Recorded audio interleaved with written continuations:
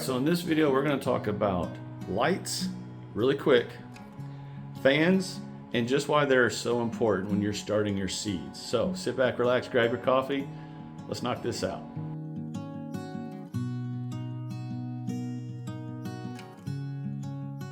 So this is one of those topics that you can totally go down a rabbit hole when you start talking about heat mats, grow lights, fans, and all that. So we're going to keep this really, really simple.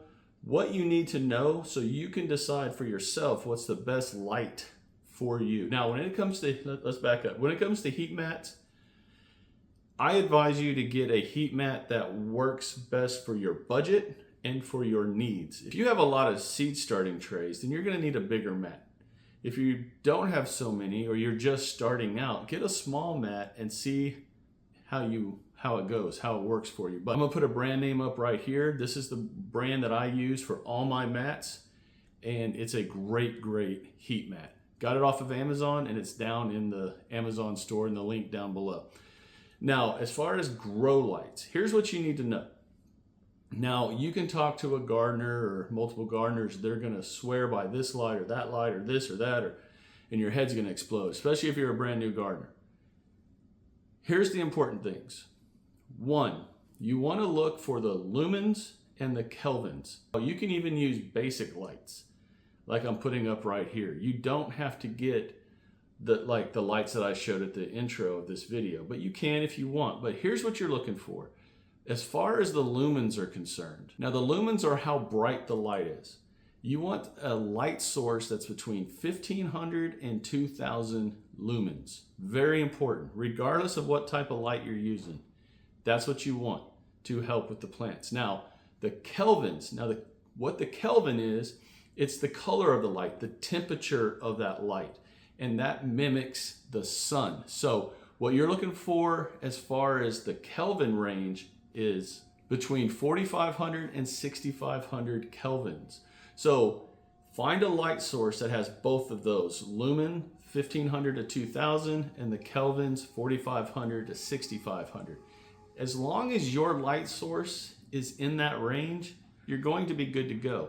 Now, there are some limitations to that. Even if you have the perfect lumens and kelvins, depending on the source of light that you're using, you might have to have it really low to the plants, and it might not cover a big wide area. Now, the ones that I have over here cover the whole area. They've got multiple lights that come off of the one stand. So these are a good brand right here. Again, those are linked down below in the Amazon store down in the description. Now let's talk about the final thing, which is the fan. You want to have an oscillating fan, and the reason for that is you want, as your starts are growing, you want a wind on them. You want to mimic your growing area exactly like it is outside. And how it is outside is as soon as it pops through the soil, wind is hitting it and it's strengthening. And every time that stem rocks back and forth, the fibers are breaking and healing, which is normal.